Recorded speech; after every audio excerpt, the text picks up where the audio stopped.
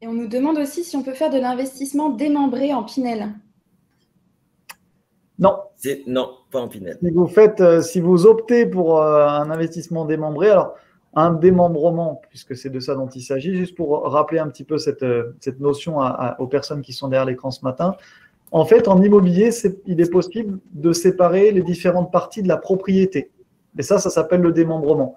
Alors, il y a d'une part l'usufruit, donc usus fructus. Donc, usus, c'est l'usage. Fructus, c'est les fruits. Donc, ça veut dire que l'usufruitier, il occupe le logement où il perçoit les loyers. Et de l'autre côté de l'usufruit, il y a la nue propriété. Et la nue propriété, eh bien, en fait, son détenteur, il a les actes de disposition, ce qu'on appelle. Donc, le démembrement, c'est possible en immobilier. Par contre, ça n'est pas compatible avec un dispositif fiscal comme la loi Pinel.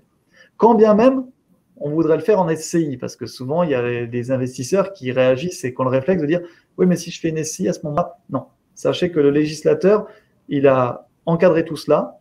D'ailleurs, un petit peu après le lancement de la loi Pinel, parce que le cas de figure s'est sans doute présenté à de nombreuses reprises, le démembrement n'est pas compatible avec l'avantage fiscal de type Pinel.